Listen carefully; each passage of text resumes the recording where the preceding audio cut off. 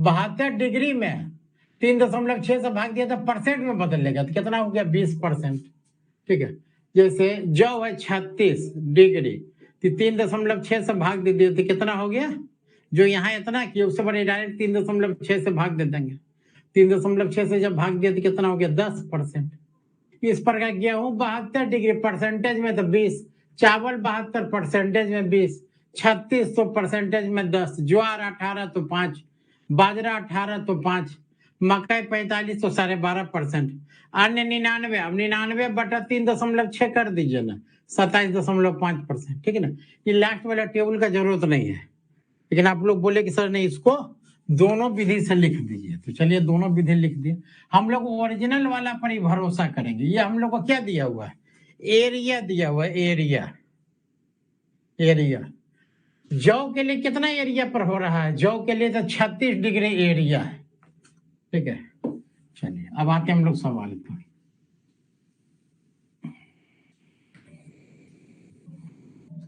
और उत्पादकता वाला फॉर्मूला नहीं ना भूले, उत्पादकता बराबर क्या होता है, उत्पादकता उत्पादन बटा क्षेत्रफल अथवा एरिया। चलिए हम लोग क्वेश्चन नंबर 12 में था, 12 का पहला कहता है वो वैसा 3 फसल का कॉम्बिनेशन बताइए, का समन्वय बताइए जो कुल खाद्य फसलों का कुल क्षेत्रफल यानी कुल क्षेत्रफल का 50% हो जाता है। मैंने टोटल एरिया कितना दिया हुआ है, टोटल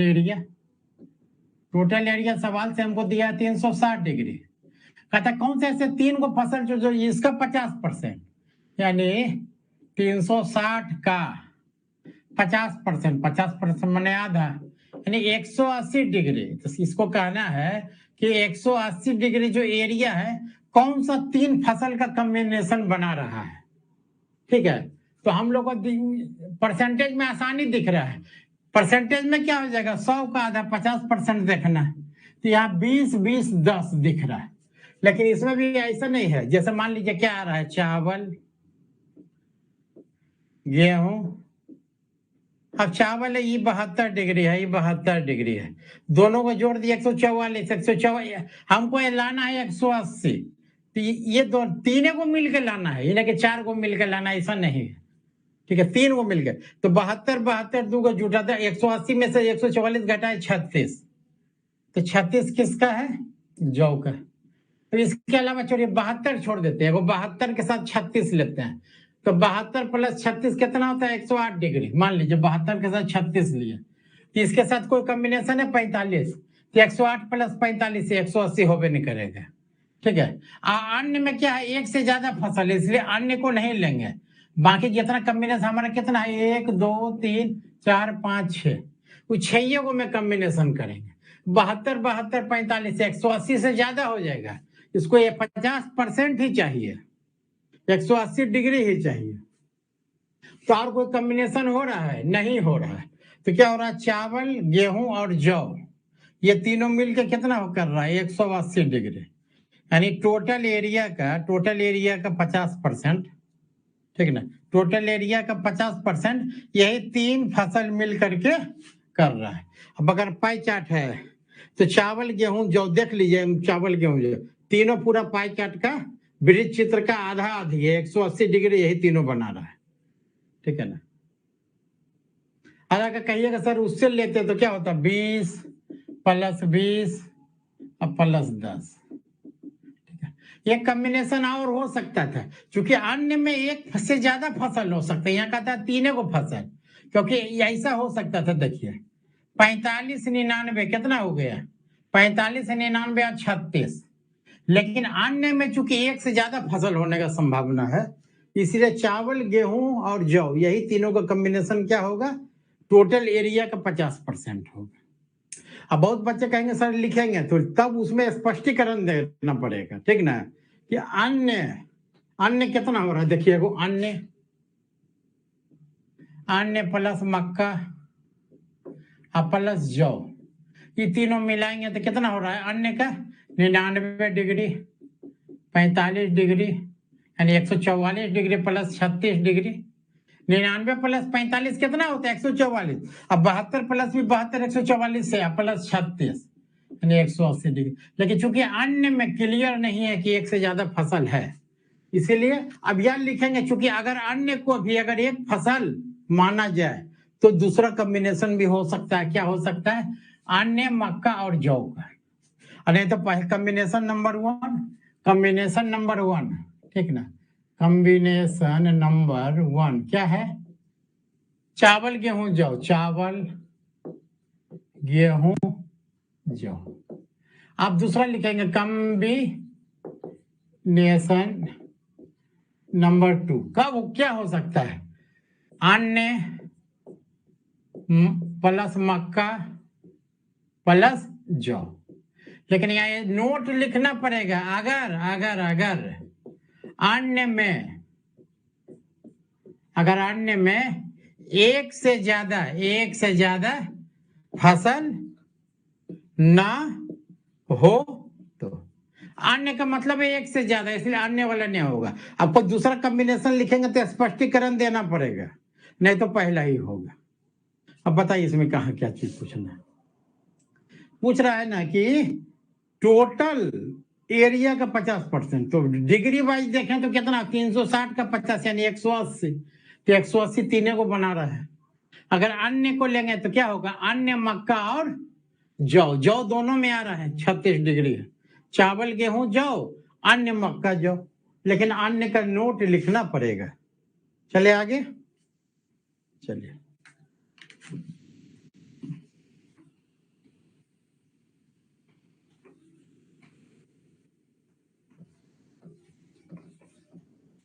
इतना दिमाग एक्टिव रहेगा पढ़ाई पर, एग्जाम का समय ऐसे एक्टिव हो जाता है करते करते।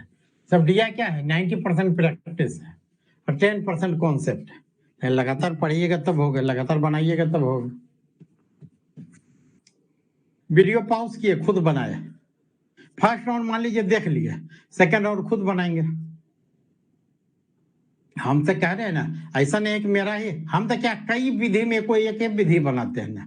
इससे इजी आपका विधि है तो एडॉप्ट कर लीजिए। ये लेके दो विधि नहीं लेके चलना कि यहाँ चले कुछ गाड़ी का ओवरटेक नहीं होता। टेलर का ओवरटेक किए, आधा में जाके आप सोच रहे हो ओवरटेक नहीं होगा तो एक्सीडेंट हो जाएगा। या तो पीछे रहिए नहीं तो आगे जाइए। है आपका बढ़िया है तो उसी पर टिके रहना है एग्जाम तक। लेकिन आधा ही सीख लिया, आधा वो सीख लिया, एग्जाम में गड़बड़ करके आगे। अगला सवाल, यदि ज्वार के लिए कुल आवंटित क्षेत्र 1.5 मिलियन एकड़ है तो चावल के लिए कितना होगा? ज्वार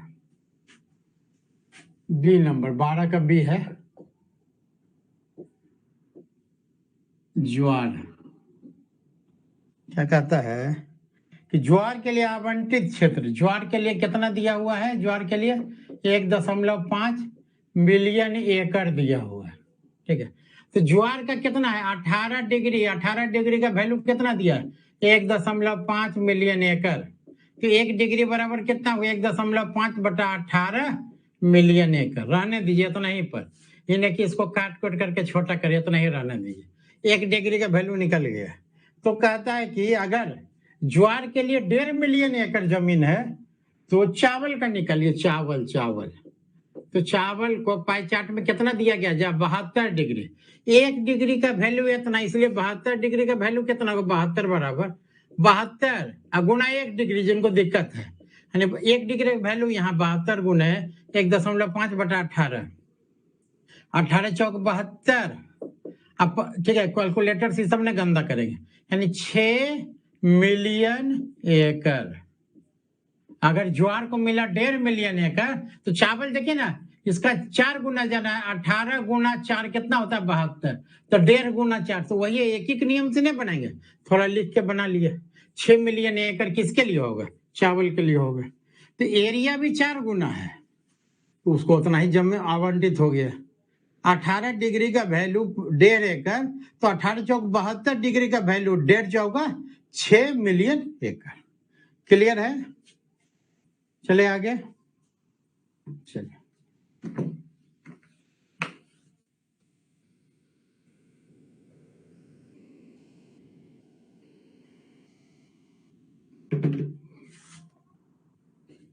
सी नंबर, कहता है कि यदि गेहूं का उत्पादन जौ के उत्पादन का 6 गुना है तो गेहूं और जौ के प्रति एकड़ उत्पाद यानी उत्पादकता पूछ रहा है। तो प्रति एकड़ उत्पाद का अनुपात निकाल लो, यानी हमको उत्पादकता का अनुपात पूछ रहा है, उत्पादकता का अनुपात। ठीक है, चलिए पहले क्या दिया हुआ है, उत्पादन। पहले हमको उत्पादन है, उसके लिए हमको क्या चाहिए, उत्पादन बटा क्षेत्रफल। क्षेत्रफल तो हमको सवाल में दे दिया, इसको भी क्या चाहिए हमको, किसका किसका लेना है, गेहूं और जौ। यानी इधर गेहूं अगर है, कहता गेहूं और जौ के उत्पादकता का अनुपात निकालो प्रति एकड़ उत्पाद। प्रति एकड़ उत्पाद इसका यूनिट क्या होगा, पर एकड़ यूनिट। ठीक है ना, वही हमको उत्पादन बटा क्षेत्रफल, जौ का भी उत्पादन बटा क्षेत्रफल निकालना है। ठीक है, तो क्षेत्रफल तो दिया हुआ, जौ का क्षेत्रफल कितना है, जौ का 36 डिग्री, और गेहूं का कितना दिया हुआ था, गेहूं और चावल दोनों का तो 72 डिग्री दिया। तो उत्पादन का जरा देखा जाए, पहले उत्पादन का क्या है कहानी।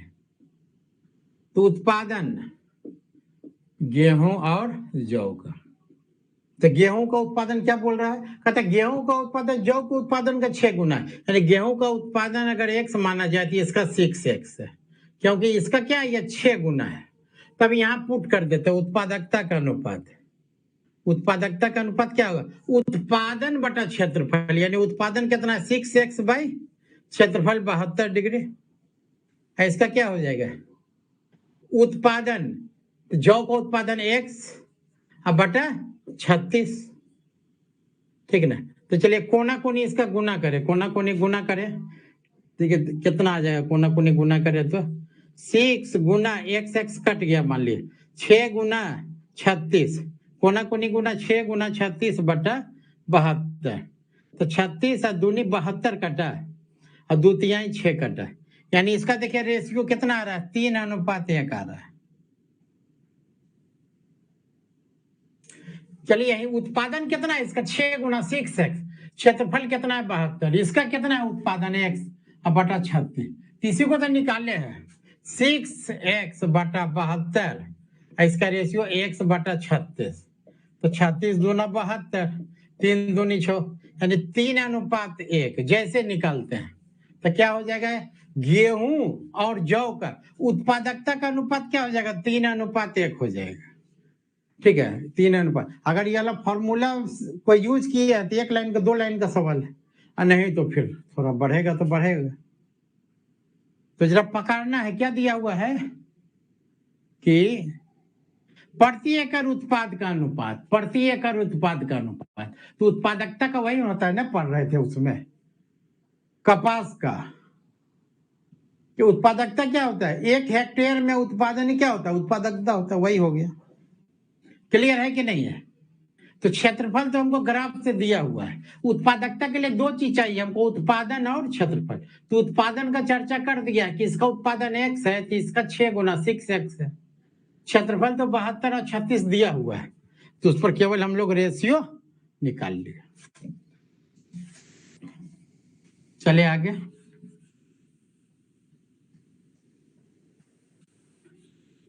सी हो गया डी।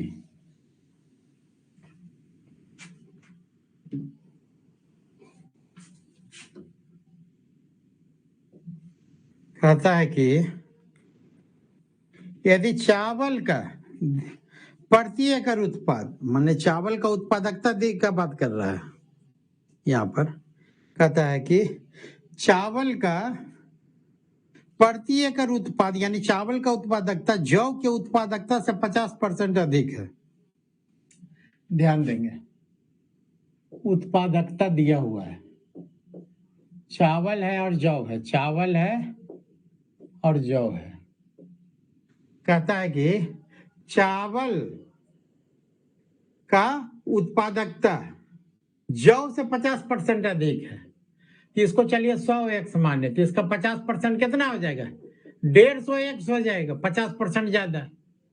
जौ का उत्पादकता 100x, तो इसका क्या मान लेंगे, 150x। अरे x मानेंगे तो 1.5x होगा, उसमें क्या है, लेकिन चलिए ना 100x मान लिया, 100 का है तो 150x।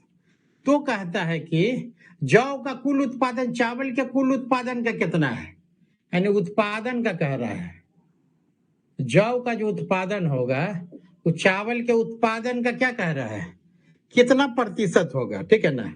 तो चलिए चावल का उत्पादन क्या होगा, तो उत्पादन का क्या परिभाषा हो जाएगा, उत्पादन कोना कोनी गुना हो गया, उत्पादन का क्या हो गया परिभाषा, उत्पादकता गुना क्षेत्रफल, ठीक है।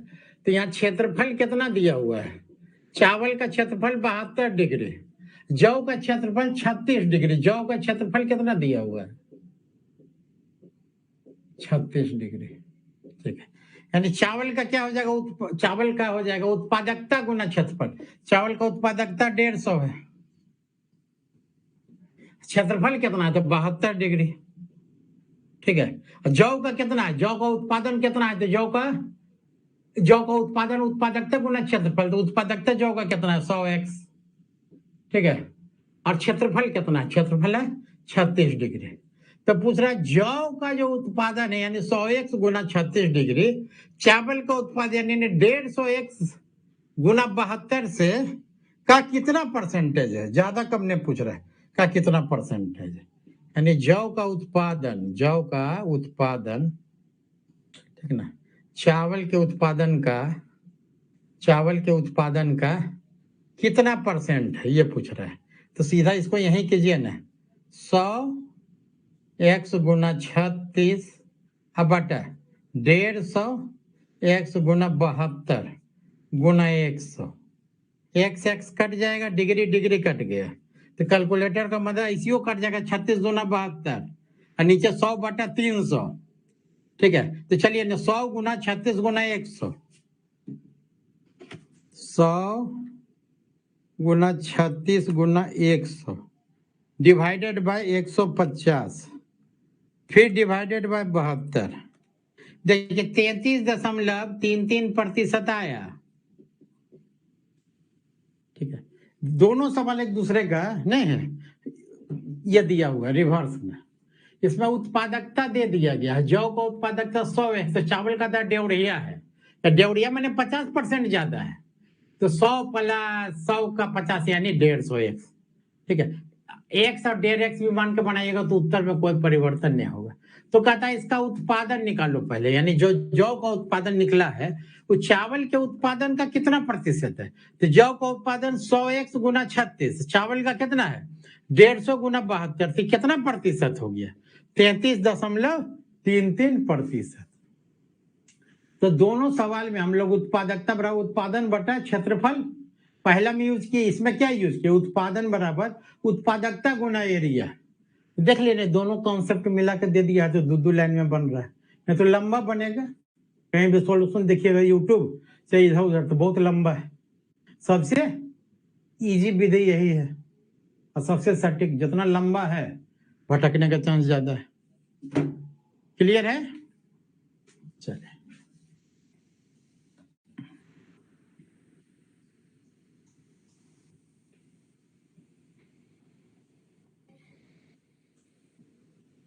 डी एगो आउट है ई नंबर,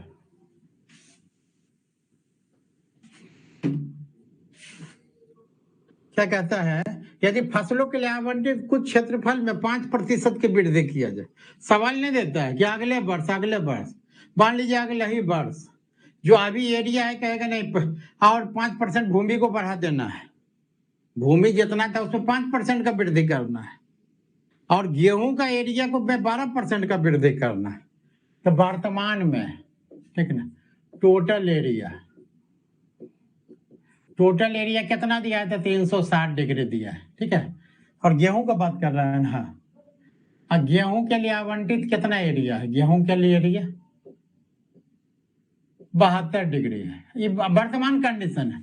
तो कह रहा है कि, ठीक ना, अकॉर्डिंग टू क्वेश्चन क्या कहता है, इसमें 5% का वृद्धि करना है, यानी इसको 360 से 105% कर दीजिए, 105%, 5% वृद्धि यानी 100 प्लस 5 105%। इसमें कह रहा है कि गेहूं का एरिया में 12% का वृद्धि करना है, यानी 72 डिग्री से बढ़ा के इसका 112% कीजिए, तो कैलकुलेटर से दोनों किया जाए तो 360 का 105%,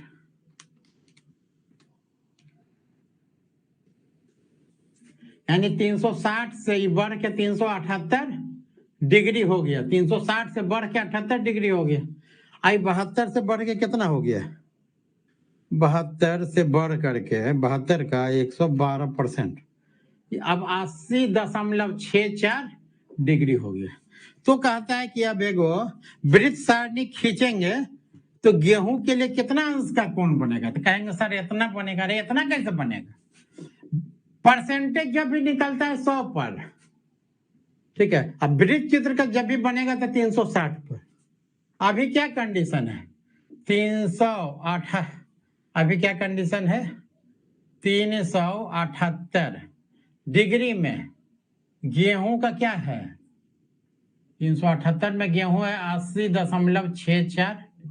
लेकिन जब पाई चार्ट खींचेंगे, नया पाई चार्ट, तो 360 का नहीं खींचेंगे। इसके लिए गेज के 378 थोड़े कर देंगे, नए का भी 360 का खींचेंगे। तो अब कह रहा है कि इसको कितना पर एडजस्ट करेंगे, इसलिए एक, ठीक है, एक पर कितना हो जाएगा? तो 80/64, 80.64/378, सॉरी। इसलिए हम लोग जब पाई चार्ट खींचेंगे तो 360 पर खींच रहे हैं। देखें ना, 378 पर कितना है? 80.64। तो एक पर, इसलिए 360 पर, क्योंकि पाई चार्ट जब भी खींचेंगे 360 पर। तो 80.64 गुना 360 बटा, ठीक है, 378 को जरा कैलकुलेटर से कीजिएगा। इतना गुना इतना बटा इतना करके बताइए कितना आ रहा है। 80.64 है ना? रुक जाइए एक बार चेक करने दीजिए। 72 का 112, 72 का 112%, ठीक है। इतना गुने 360 भागा 378, यानी 76.8। यानी आप जो नया वृत्त चित्र में इसको कितना हिस्सा मिलेगा? वृत्त चित्र जब भी खींचेंगे 360 का, तो इसको कितना मिलेगा? 76.8। यानी पहले 72 से बढ़ के कितना होगा? 76.8। जब भी पाई चार्ट खींचेंगे, परसेंटेज निकालेंगे तो 100 पर कैलकुलेट करेंगे ना, ठीक है। इसको इसी प्रकार हम लोग कर लिए। टोटल एरिया क्या था? 360। तो गेहूं को कितना महत्व मिल रहा था? 72 का। तो एरिया में 5 का वृद्धि हो गया, 5% का। तो एरिया 360 से 378 हो गया, ठीक है ना। 360 से 378 हो गया। गेहूं का एरिया 72 से 12% का वृद्धि के बाद 80.64 हो गया, 80.64 हो गया। अब ठीक है, तो अब कह रहा है कि वृत्त सारणी खींच करके इसको एडजस्ट कीजिए, ठीक है। तो वृत्त सारणी 378 पर नहीं खींचेंगे, 360 पर खींचेंगे। तो 378 में 80.64, तो एक में 80.64 बटा 378, 378 में 360 में बार बार 378 वृत्त चित्र जब भी खींचेंगे 360 में कितना हो जाएगा? 76.8 डिग्री, ठीक है। देखिए देखिए,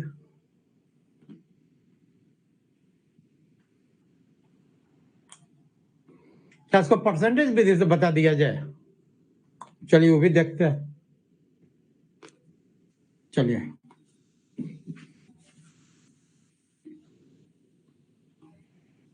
कंफ्यूज नहीं होना है, वही विधि फॉलो करेंगे जिसको हम लोग किए हैं।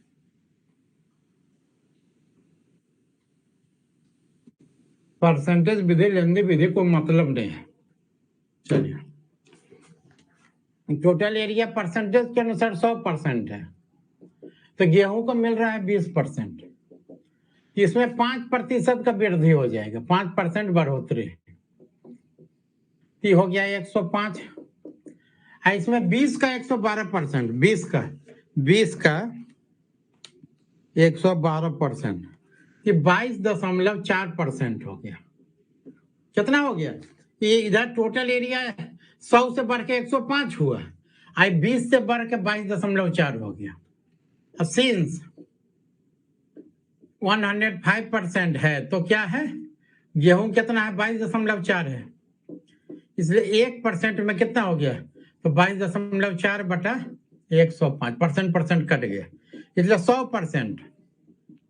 100% में कितना हो गया? 22.4 बटा 105 गुना 100। देखिए कितना आ रहा है, 100% बराबर कितना आ रहा है?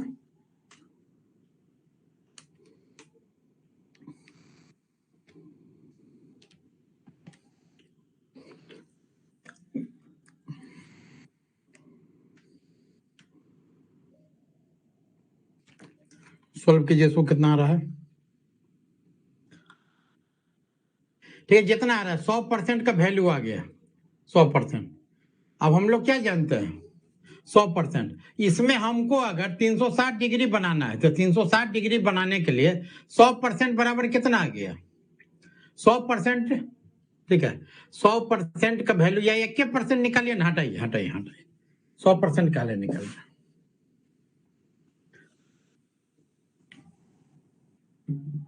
105 में 22.5, इसलिए एक में 22.5 बटा 105, इसलिए 100 में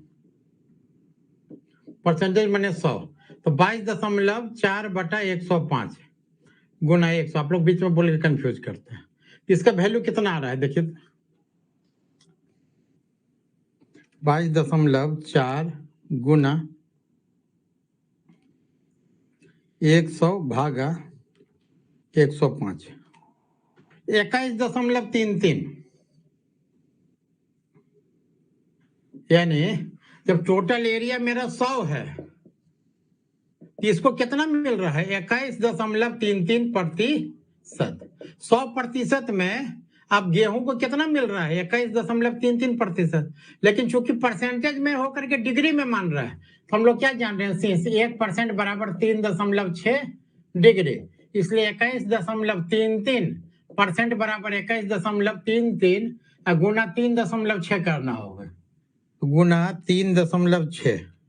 तो देखिए आ रहा है 76.799, यानी कितना आ रहा है? 76.8 डिग्री, वही वाला आंसर आ गया। ठीक है, तो ये वाला कॉम्प्लिकेटेड ज्यादा है, परसेंटेज में बनाए तो वही हम कह रहे थे। परसेंटेज कब निकलेगा? हम हमेशा 100 पर निकलेगा। 105 में 22.4, तो एक में, इसलिए 100 में।